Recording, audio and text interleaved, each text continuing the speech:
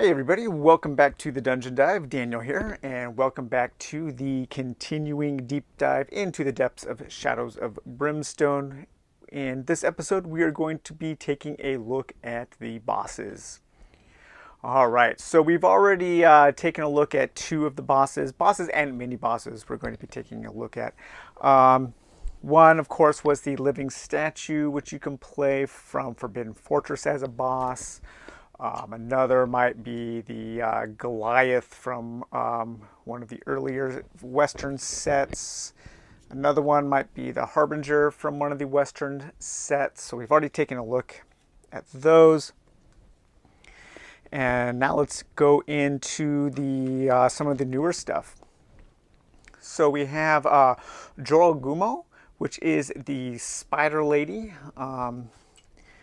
She is from the Kickstarter of Forbidden Fortress, and that is the Spider Queen. Ancient and powerful creatures of legend, the Jorogumo Spider Queens have spun their webs of deceit and manipulation from the shadows since the dawn of civilization. With the body of a massive and terrifying spider and the torso of a woman with tattered clothes and sharp claws, the Jorogumo wield deadly spider magic that reveals even the most powerful elemental magics that rivals. Covering their layers in thick, sticky webs, the Spider Queens spread their influence by infesting fortresses and villages, turning the residents into loyal and venomous spider thralls to feed their dark ambitions. So this was not an exclusive, so I do believe that you can get this at some kind of retail, either actually at retail or through the website now. You are going to get an information card or information in the book, in your booklet for your Void Spiders. And you will get a few new cards with this expansion. You will get a Spider Queen adventure where you can turn any adventure, like those adventure overlays, we looked at them before. You can turn any adventure into a Spider Queen adventure. So if you really like killing arachnids, this is your adventure. And then you will also get some spider magic cards, some special attacks that she can wield to destroy your heroes. You can have your Black Widow. She can be Bewitched, a Venom Blast, Hatchlings, Scurry, Mesmerize, the Spider's Web, and I have two of the Spider's Web there. So the bosses don't come with a ton of cards like some of the deluxe enemy expansions do, but some of them you will get additional missions, which is nice. So this comes with one mission here, and it is called a Tangled Web. And this would be like a mission that you would want to play if you wanted to fight Jorogumo. And we'll talk a little bit about that in an upcoming episode when I talk about how I set up a boss battle campaign. So that's just about all the information you get on her.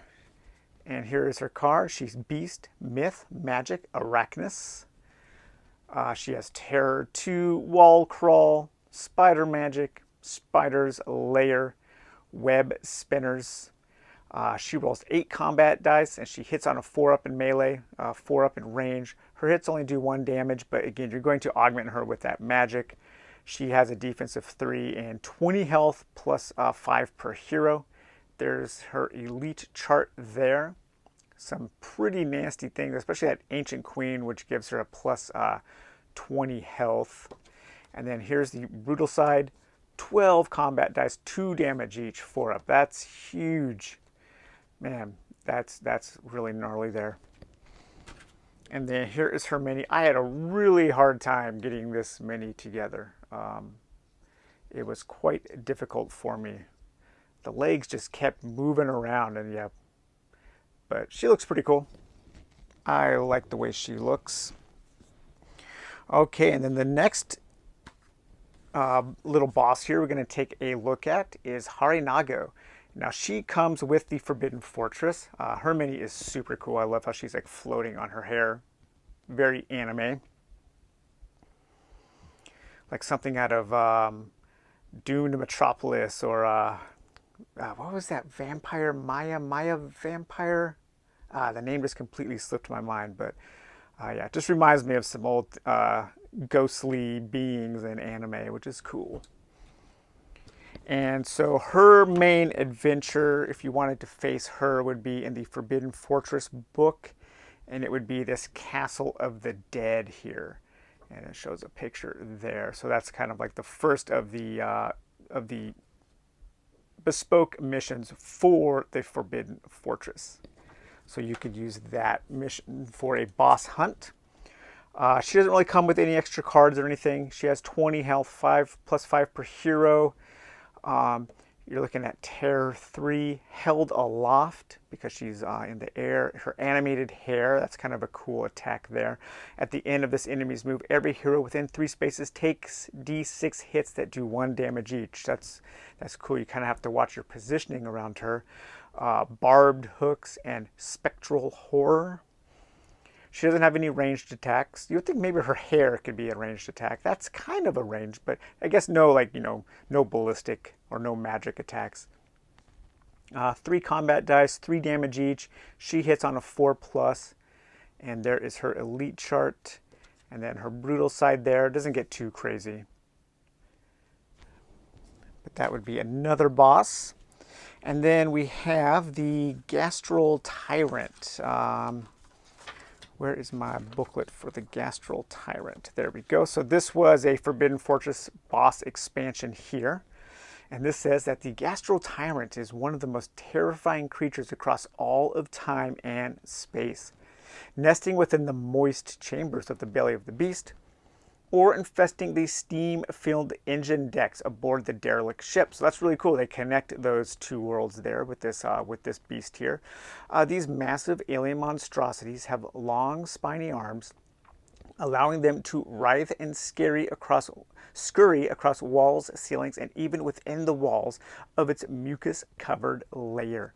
A Gastro Tyrant can lay hundreds of eggs, which burst into countless writhing hatchlings. To feed its young, it preys on unwary travelers, spraying them with burning toxin that melts its target into a puddle of organic goo, perfect for regurgitating over the clutches of eggs that it has freshly laid. And that is a fantastic piece of artwork there. I love that so much. It does have an acid spray, so you're going to get like this acid template that's going to be kind of like the fire template, and it's going to do damage to everything in its path.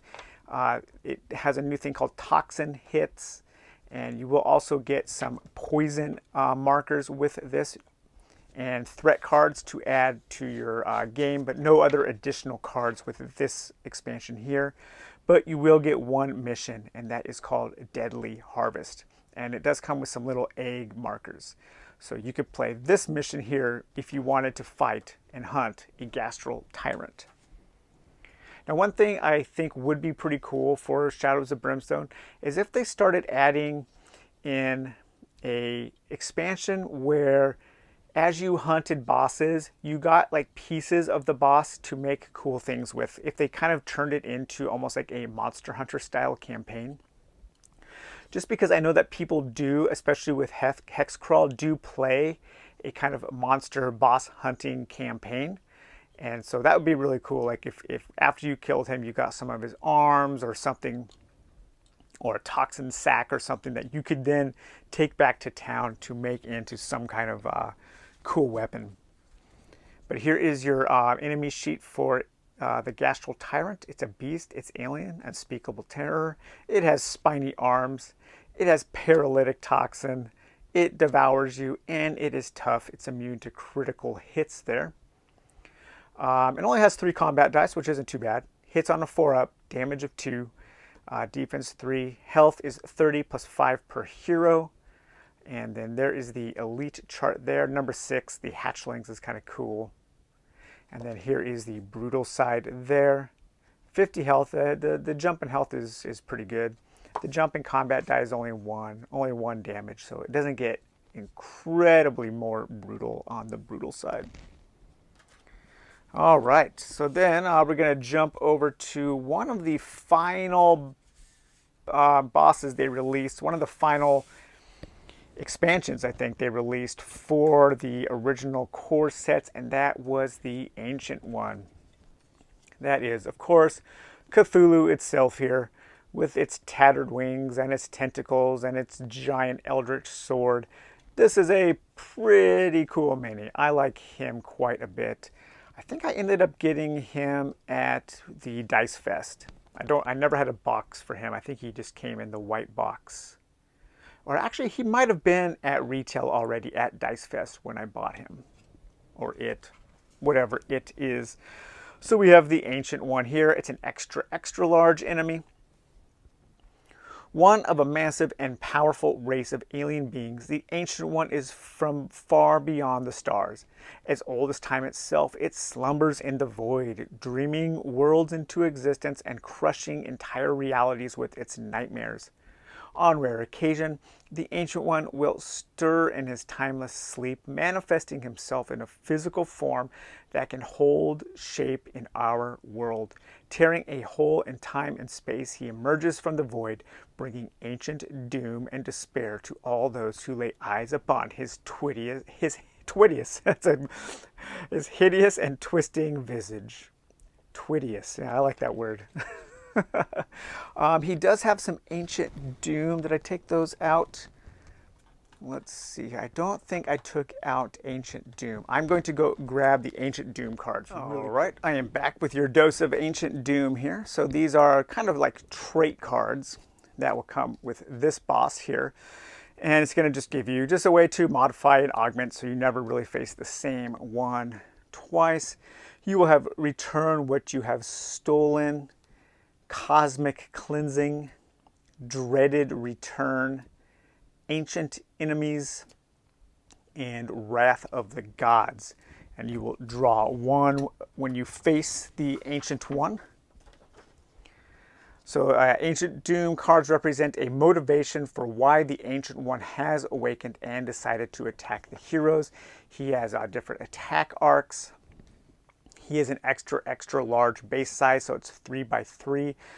Dangerous for level 1 heroes. Yeah, no joke. The Ancient One is a terrifying and difficult monster to defeat. He is not for the faint of heart. Though certainly not impossible, level 1 heroes will have a rather difficult time taking down the Ancient One. Therefore, it is generally not recommended for use with level 1 hero posses. You have been warned. He has his Sword of Felgnar. And then you will get one mission with the Ancient One. So if you want to go and hunt the Ancient One, you can go through Ancient Awakening. And then he comes with one of the massive character sheets here. As you can tell, they are quite big. The Ancient One, he is void. He's an alien. He's ancient. He's massive. And he has a ton of stuff that he can do.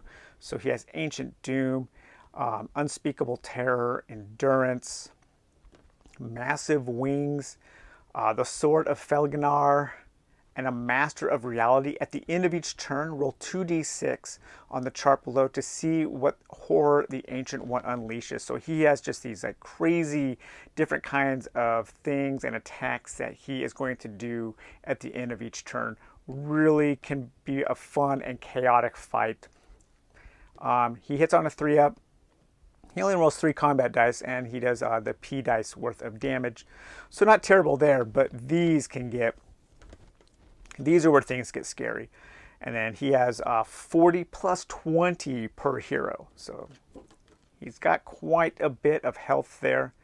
And there's the brutal side if you want to take a look at that. All right, so that was the Ancient One. Next up, let's take a look at the Sand Kraken. Now, Sand Kraken is one that I do have dipped here. He is a pretty cool mini. I like him. He sits and looks like he's like coming up from the ground there with his nasty looking tentacles. Kind of looks like some kind of like Cthulhu armadillo or something. And the Sand Kraken tunneling through rock and sand and time. These ancient and massive creatures lay dormant beneath the surface of the world for millennia. Earthquakes rock the ground and mountains tremble as the most massive of these beasts stir in their timeless slumber, waiting to awaken, rumbling to the surface to feed their eternal hunger. When a Sand Kraken re-emerges from the deep, breaking through the surface like a tip of a horrifying iceberg, the vast majority of its beastly form remains writhing and clawing through the ocean of rock below. So we're like only seeing the tip of it, the tip of the Deathberg. You're going to get some new threat cards, of course. Not a lot of new cards in this set.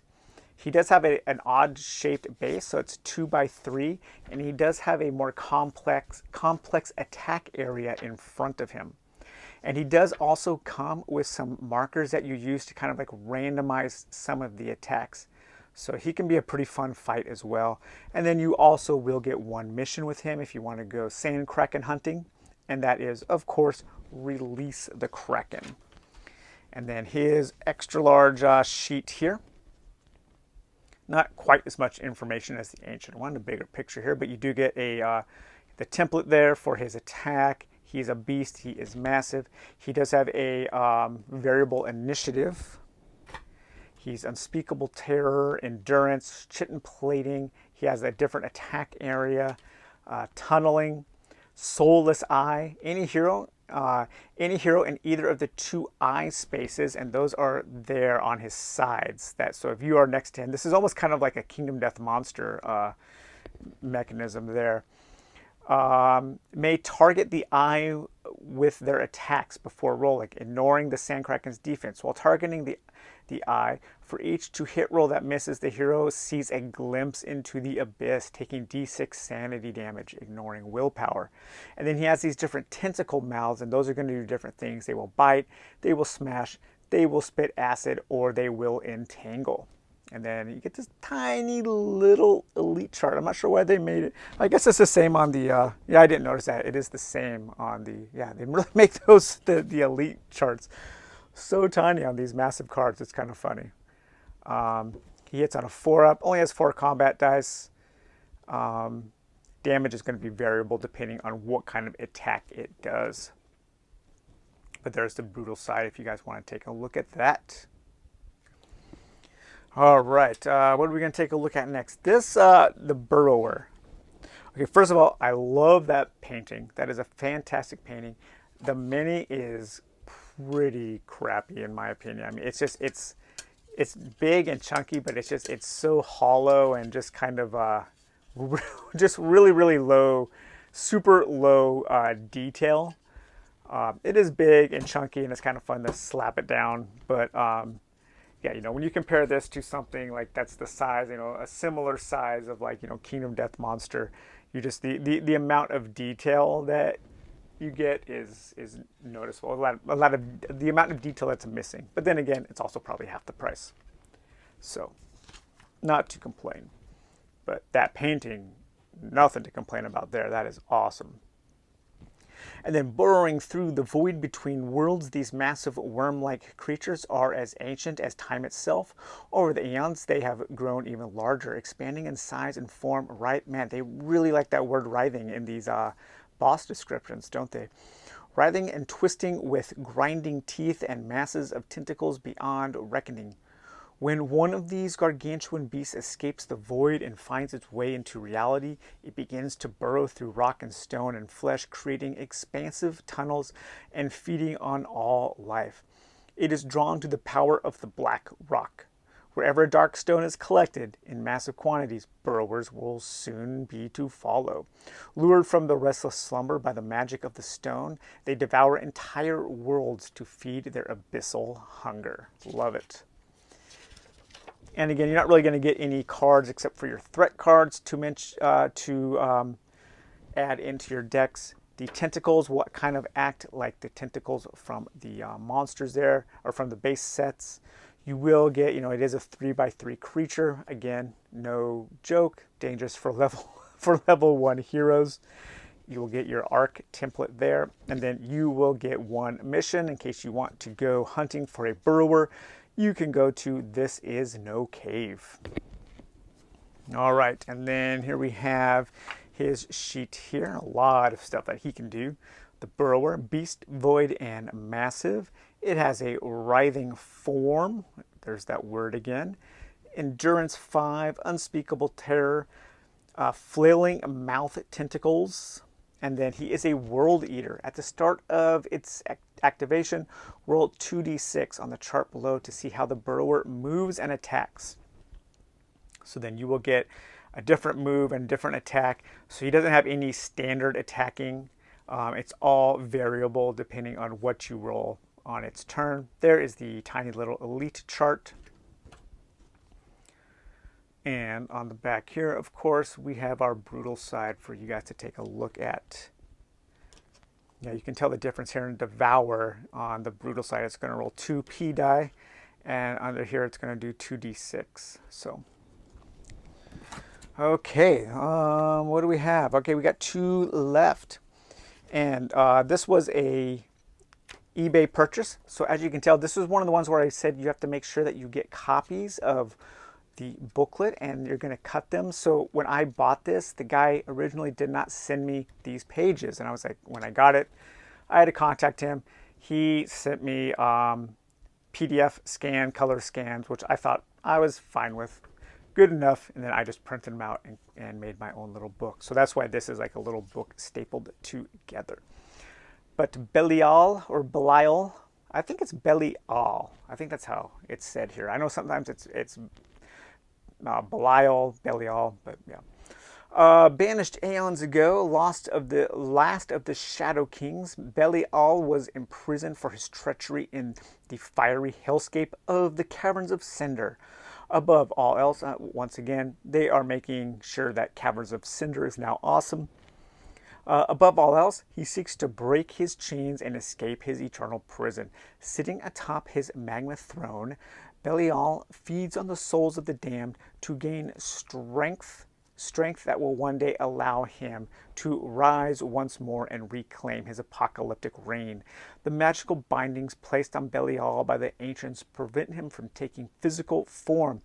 But over the ages, he has regained enough power to break off shards of his evil and fashion them into shades of his former glory, or even powerful avatars of darkness to do his bidding. He sends these shards of evil through portals that have torn open other worlds, searching for a way to break the seals that bind him. Day by day, his power grows. It is close now, so close. Soon, the world will tremble once more before his wrath. For a new age is coming, an age of shadow and fear.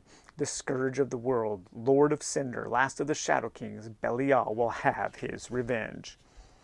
So you're going to get your enemy sheet there, and we have kind of taken a look at him before, but there's his mini, his biggie. Yeah, he is pretty massive there. I think he looks pretty cool. Looks like something out of like Darksiders or something. And then you are going to get some cards here, some shadow magic cards. So some Cinder-themed enemies are powerful spellcasters with the ability to cast spells from the shadow magic deck.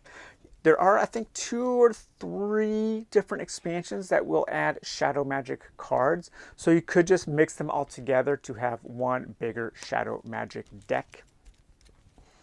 You will have Shields of Shadows, Come Closer, Dark Betrayal, Lost Chance, Sword of Hellfire, Spirits of the Dead, A Riddle of Time, Strength and Darkness, Hellfire Chains, and Firestorm. And I think these are all the ones that come with Belial. You can see his little icon down there. And yes, that is correct. So I have not mixed in any of my other shadow magic cards with this. And then, of course, you will get some threat cards as well. Your normal language here, Dangers from One Hero, talks a little about his arc and his large base. His shadow magic, you can get Cursed, and this actually comes with 2 new missions. So you will get your Avatar of Evil and your Lost Soul mission. And then here is a little guide for putting him together. All right, then here's his large enemy sheet. He is legendary. He is Cinder, Demon, Ancient, Massive, Unspeakable Terror 2, Endurance 4, Massive Wings, Scourge of Worlds. At the start of each turn, roll a d6, so you have variable powers when fighting him. He has Shadow Magic. He has Armor of Darkness and a Key of Defiance. This is pretty cool. Once per turn, each hero may choose 1 critical hit against Belial to target the key hanging around his neck instead. And that is actually on the mini as well. Okay. Roll another to hit roll for that hit to successfully hit the key. So you have to hit it twice to do one hit. If failed, the hit bounces away harmlessly. If successful, Belial takes 2d6 damage regardless of any bonuses of the weapon being used. This roll may not be rerolled with grit, ignoring defense and endurance. So it's a way to do more critical hits to him. So that's pretty cool. Then he's also a Lord of Cinder. When facing Belial in the Caverns of Cinder, he gains this stuff. So he's like really powerful in the Caverns of Cinder. He only hits on a 5-up, and he rolls 6 combat die, but he does do 6 damage. So that is no easy feat there. There's his brutal side, if you guys want to take a look at that. All right, we've got one more big boy to look at, and that is this giant dude here. Ryu the Dragon. This is a pretty neat model to put together. I mean, it's absolutely massive. And it does stand over. I was thinking it was going to be too top heavy, but it's actually not. It actually stands up really well with no chances of knocking it over. Very cool looking. I think the frogs really did a good job on the sculpt of this guy and his pose, and just making sure it all went together pretty well and stood up without easily being knocked over. His information is in the Kickstarter book here. So he's kind of like the main boss of the Forbidden Fortress sets. And for 1,000 years, Ryu and his army of elemental dragons have slumbered beneath the sacred mountain, imprisoned there by an ancient order of Yamabushi monks.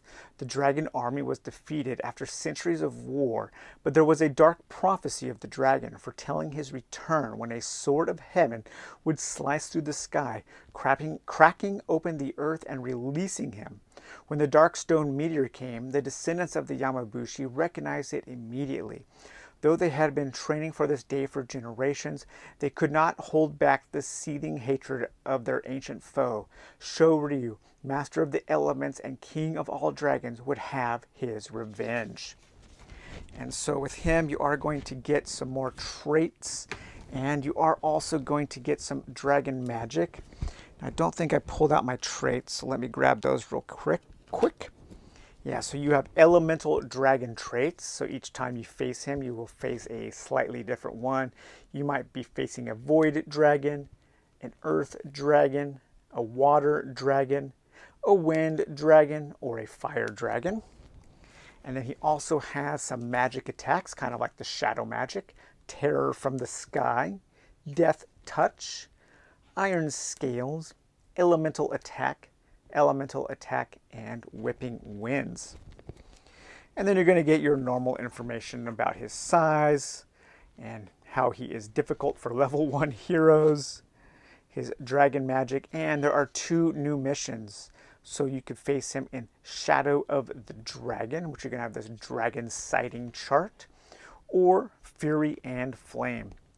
Now, I have actually not fought against Ryu yet, the Dragon King, who is legendary. He is Myth, Dragon Army, Ancient, and Massive.